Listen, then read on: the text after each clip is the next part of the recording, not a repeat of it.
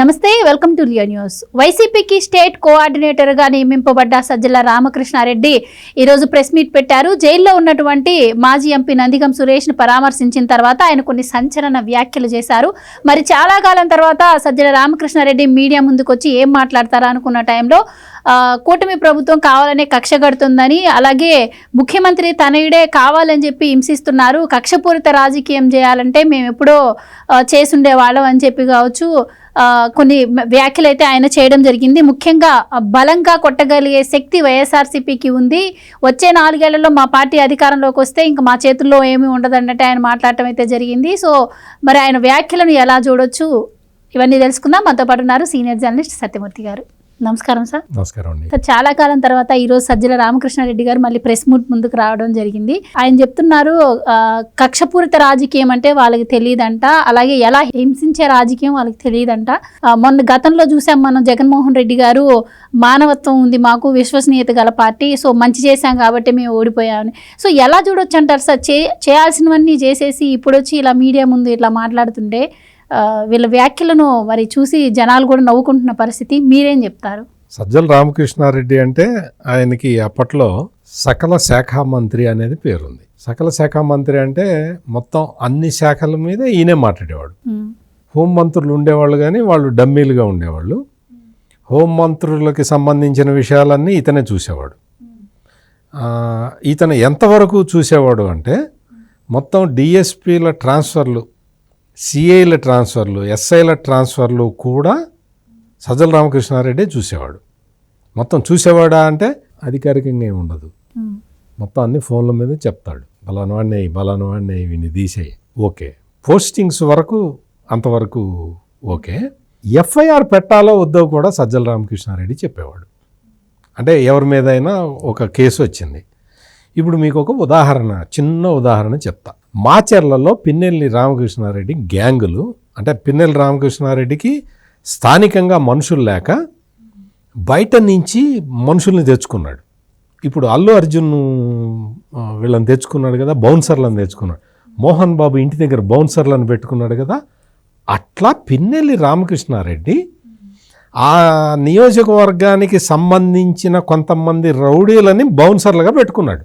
వాళ్ళ డ్యూటీ ఏంటి అంటే తెలుగుదేశం వాళ్ళ మీద అటాక్ చేయటం, తగలబెట్టడం, ఇళ్ళు తగలబెట్టడం, వాళ్ళని కొట్టడం, ఇదే పని అనమాట. అట్లా హైర్డ్ గూండాలని పెట్టుకున్నాడు. పెట్టుకొని మొత్తం ఒకరోజు తెలుగుదేశం వాళ్ళ ఇళ్ల మీద అటాక్ చేశారు. అటాక్ చేసి తగలబెట్టారు, ఇళ్ళు షాపులు అన్నీ తగలబెట్టారు.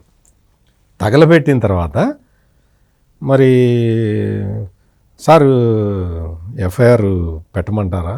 పెట్టండి, కానీ మన వాళ్ళ మీద కాదు, తెలుగుదేశం వాళ్ళ మీద అని చెప్పారు. చెబితే దెబ్బలు తిన్న వాళ్ళు తెలుగుదేశం వాళ్ళు, ఇళ్ళు కాలిపోయిన వాళ్ళు తెలుగుదేశం వాళ్ళు, చివరికి కేసులు పెట్టించుకున్న వాళ్ళు తెలుగుదేశం వాళ్ళు. ఎట్లా జరుగుతుంది ఇది? ఇటువంటిది ఇంకొకటి అంగళ్ళు విషయం మనకు తెలుసు. అంగళ్ళ దీంట్లో రాళ్ళేసింది ఎవరు? వైసీపీ వాళ్ళు రాళ్ళేశారు. వైసీపీ వాళ్ళకి సహకరించింది ఎవరు? పోలీసులు ఆ రాళ్ళు అందిస్తూ ఉంటే వైసీపీ వాళ్ళు ఇసిరేశారు. ఎవరి మీద వేశారు? తెలుగుదేశం వాళ్ళ మీద వేశారు. తెలుగుదేశం వాళ్ళకి దాదాపు 33 మందికి రక్తగాయాలైనాయి అంగళ్ళ ఇన్సిడెంట్లో. ఆ రోజున తెలుగుదేశం వాళ్ళని వాళ్ళు రక్షించుకోవటానికి వాళ్ళు రాళ్ళేశారు. ఒక కానిస్టేబుల్ కంటికి దెబ్బ తగిలింది.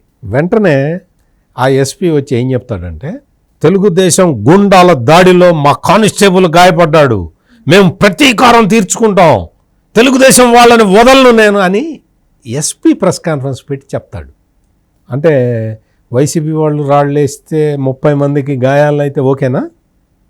వైసీపీ గుండాలు రాళ్ల దాడి చేసినా ఓకేనా? చివరికి ఏం చేశారు? ఇదే సజ్జల రామకృష్ణారెడ్డి మళ్ళీ డైరెక్షన్ ఇస్తే 105 మంది మీద కేసులు పెట్టారు తెలుగుదేశం వాళ్ళ మీద, ఒక్క వైసీపీ వాడి మీద కూడా పెట్టలే. ఇంకొకటి, అదే కాన్స్టిట్యున్సీలో, పొంగనూరు కాన్స్టిట్యున్సీలో తెలుగుదేశం పార్టీ కార్యకర్తలు 2 సైకిల్ యాత్ర చేస్తున్నారు. వాళ్ళని బట్టలిప్పదీసి కొట్టారు. కేసు పెట్టారా? పెట్టలే. ఒక బస్సు డ్రైవర్ని దించి బస్సు డ్రైవర్ హార్న్ కొట్టాడు, ఎదురుగా ఉన్నారు పక్కకు జరగండి అని. హార్న్ కొట్టినందుకు ఆ వైసీపీ లీడర్ కోపం వచ్చి ఆ బస్సు డ్రైవర్ని చొక్కా బట్టి గుంజి కాళ్ళతో తన్నాడు. ఇది అంటే నేను ఊరికే ఈ సజ్జల రామకృష్ణారెడ్డి వీళ్ళకి సంబంధం ఉన్న కేసులే చెబుతున్నాను. నేను మళ్ళీ డాక్టర్ సుధాకర్ కేసు అవి ఇవి చెప్పట్లే.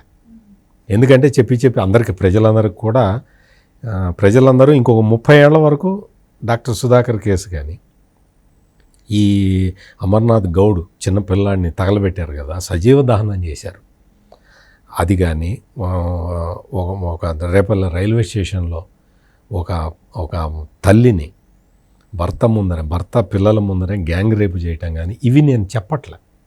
అవన్నీ పార్టీకి అంటే ఆ రోజున తెలుగుదేశం పార్టీ వీటన్నిటి మీద కూడా ప్రొటెస్ట్ చెప్పింది.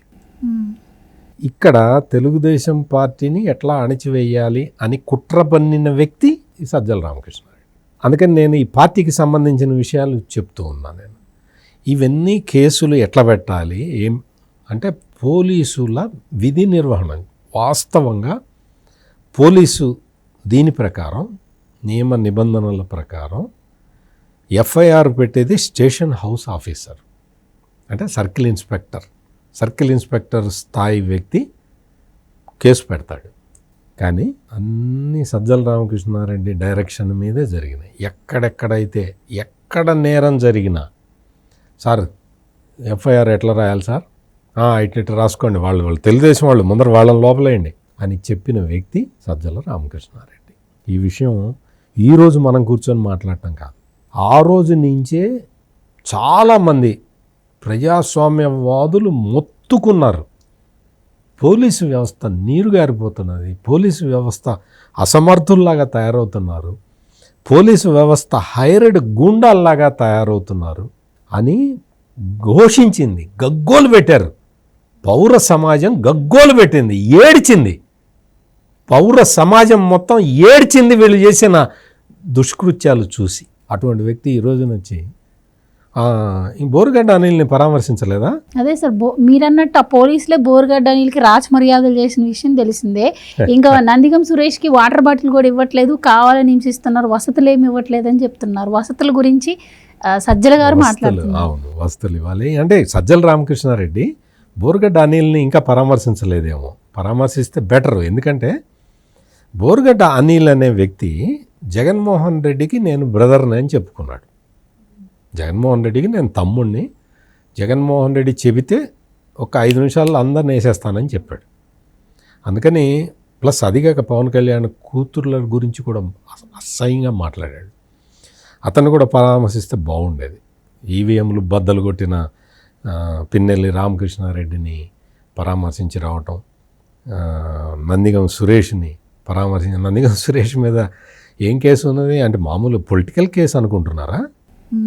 నందిగం సురేష్ మీద ఉన్నది మర్డర్ కేసు. నీకు మర్డర్ కేసులో ఉన్నవాడికి రాజమర్యాదలు చేయాలా?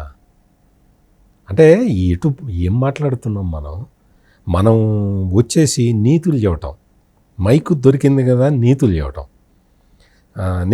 నీతులు చెప్పటం కూడా ఒక పత్తిత్తుల్లాగా, అసలు ఏమీ తెలియని అమాయకుల్లాగా. అసలు కక్ష రాజకీయాలని ప్రవేశపెట్టిందే జగన్మోహన్ రెడ్డి, సజ్జల రామకృష్ణారెడ్డి. ఇంకా పేర్లు చెప్పాలా? ఈ విజయసాయి రెడ్డి, ఈ పెద్దిరెడ్డి రామచంద్రారెడ్డి, వైవి సుబ్బారెడ్డి, ఆ రెడ్డి, ఈ రెడ్డి, వీళ్ళే కదా కక్ష రాజకీయాలు, కక్షపూరిత రాజకీయాలని ఆంధ్రప్రదేశ్ రాష్ట్రంలో ప్రవేశపెట్టింది. 2014 నుంచి 2019 వరకు జగన్మోహన్ రెడ్డి ఎక్కడికి వెళ్ళినా అనుమతి ఇచ్చారు పోలీసులు. ఎక్కడికి వెళ్ళినా, అంతకుముందు పాదయాత్ర చేసినా అనుమతి ఇచ్చారు, ఏం చేసినా అనుమతి ఇచ్చారు కదా. ఇప్పుడు కూడా కదా సార్, ఇప్పుడు మళ్ళీ తెలుగుదేశం కూటమి అధికారంలోకి వచ్చిన తర్వాత ఇప్పుడు కూడా జగన్మోహన్ రెడ్డి ఎటు పోతున్నా పోలీసులు రక్షణగా నిలిచి తీసుకెళ్తున్నారు కదా. సజ్జల రామకృష్ణారెడ్డి నువ్వు చేసావా అట్లా? అంటే నేను ఎక్కువ కంపారిజన్ ఎందుకు చేయట్లేదు అంటే, ఇదే వాళ్ళకి కావాల్సింది, వైసీపీ వాళ్ళకి కావాల్సిన పాయింటే ఇది. ఏది?